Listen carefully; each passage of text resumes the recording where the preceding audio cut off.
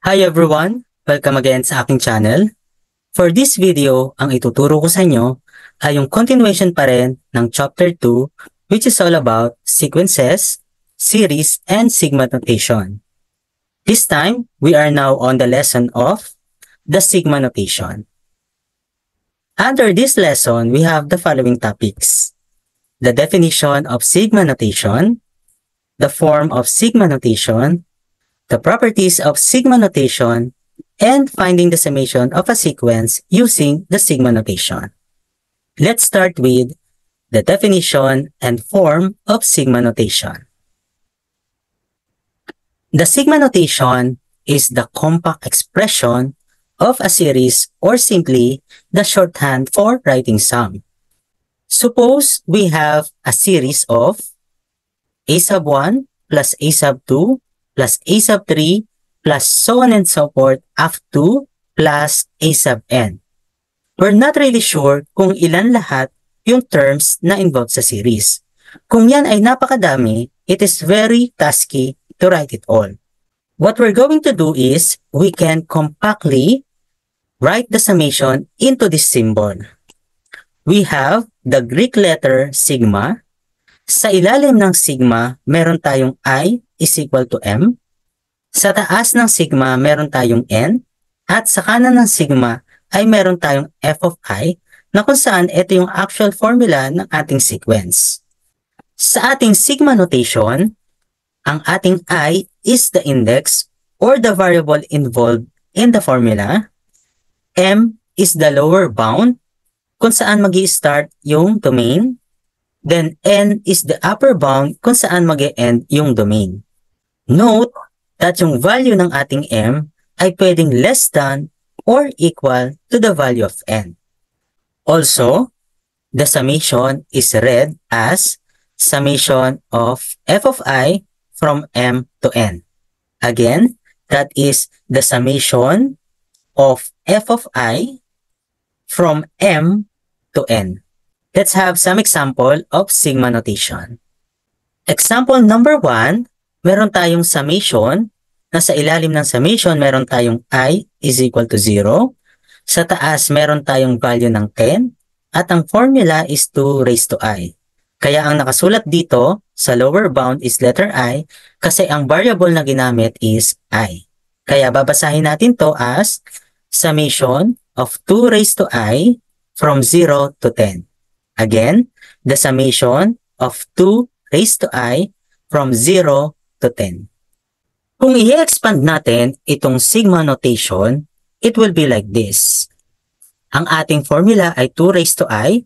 So, ibig sabihin, maglalagay muna tayo ng 11 terms na may 2 raised to I at yung I ay papalitan natin from 0 to 10.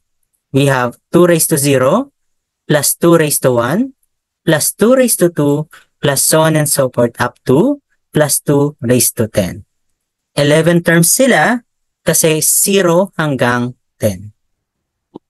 Another example, example number 2, we have, meron tayong summation symbol. Sa ilalim ng summation, meron tayong I is equal to 1. Sa taas, meron tayong value na 2014.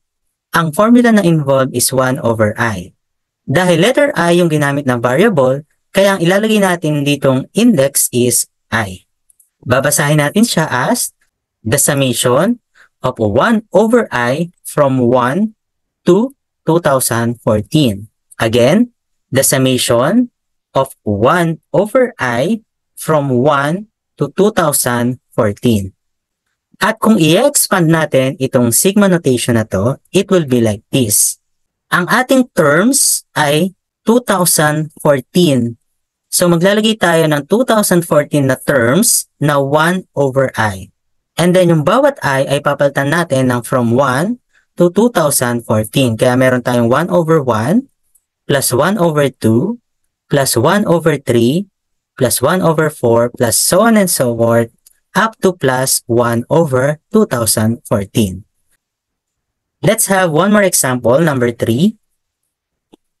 Meron tayong summation. Sa ilalim ng summation, merong x is equal to 1. Sa taas ng summation, meron tayong value ng 5. At sa kanan ng summation, meron tayong formula na 3x. Dahil x yung variable na ginamit, kaya ang ilalagay natin sa index is x.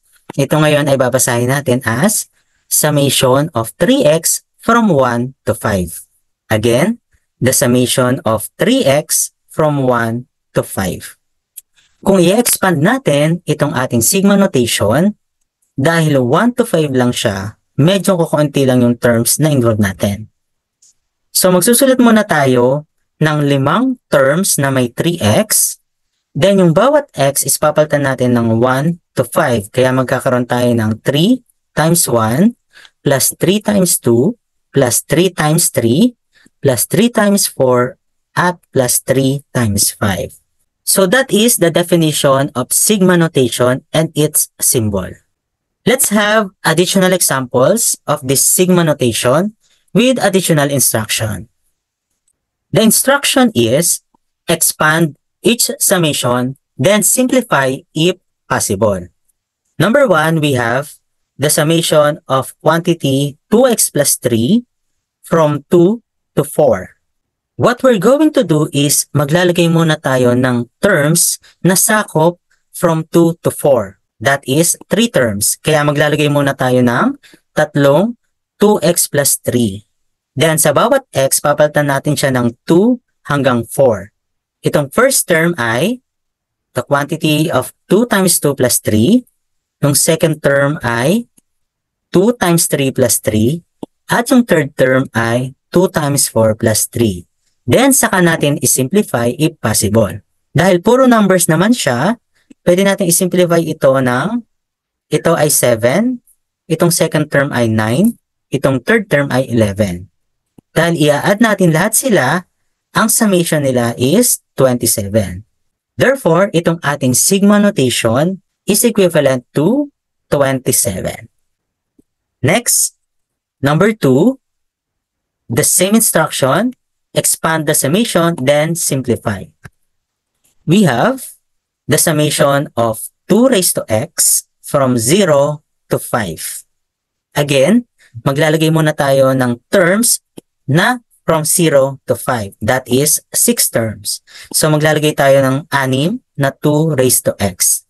Then sa bawat x, papalitan natin ng 0 hanggang 5. We have 2 raised to 0 plus 2 raised to 1 plus 2 raised to 2 plus 2 raised to 3 plus 2 raised to 4 at plus 2 raised to 5. Then saka natin isimplify. Ang 2 raised to 0 ay 1, 2 raised to 1 ay 2, 2 squared is 4, 2 cubed is 8, 2 raised to 4 is 16, at 2 raised to 5 is 32. Then, i-add natin lahat. The answer is 63. Therefore, this sigma notation is equivalent to 63. Next, number 3, the same instruction, expand the summation, then simplify. We have the summation of square root of n all over n plus 1 from 1 to 6. Dahil from 1 to 6, magkakaroon tayo ng 6 na terms. Maglalagay tayo ng 6 na square root of n all over n plus 1. Then yung bawat n ay papalitan natin ng 1 to 6. Ito ay square root of 1 over 1 plus 1. Yung pangalawa ay square root of 2 over 2 plus 1. Yung pangatlo ay square root of 3 over 3 plus 1. Yung pang-apat, square root of 4 over 4 plus 1. Yung pang-lima, square root of 5 over 5 plus 1. At yung pang-anim ay square root of 6 over 6 plus 1. Then, saka natin isimplify. Ito ay magiging square root of 1 over 2, which is 1 over 2. Ito ay square root of 2 over 3. Ito ay square root of 3 over 4. Ito ay square root of 4 over 5, kaya 2 over 5. Then, itong panlima is square root of 5 over 6. At yung pang-anim, square root of 6 over 7. Then, i-compute natin yung kanilang summation. That is approximately 2.53. We're looking for the summation, kaya whole number ang ilalagay natin. Therefore, itong ating sigma notation is equivalent to approximately 3. Next, Let's have additional example with additional instruction. This time, the instruction is write each set of expressions into sigma notation. Ibig sabihin, meron tayong series, gagawin nating sigma notation.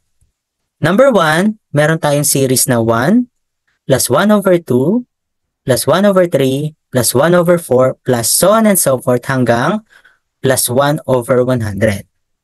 Kung i-analyze natin yung ating series, para tayong 1 over a variable na kung saan yung lahat ng denominator ay papalitan ng 1 hanggang 100. Ibig sabihin, ito ay magiging summation of 1 over x from 1 to 100. Kaya ang magiging sigma notation nito is the summation of 1 over x. Ang index ay x is equal to 1 up to 100.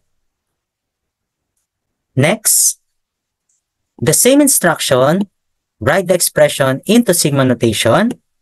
Ang ating number 2 ay a sub 2 times 1 plus a sub 2 times 2 plus a sub 2 times 3 plus a sub 2 times 4 plus so on and so forth up to plus a sub 2 times 10. Kung i-analyze natin yung ating series, para tayong a sub 2 times a variable, tapos yung variable na yun ay papalitan natin ng 1 to 10. So it's like the summation of a sub 2x na kung saan from 1 to 10 yung isa-substitute sa x.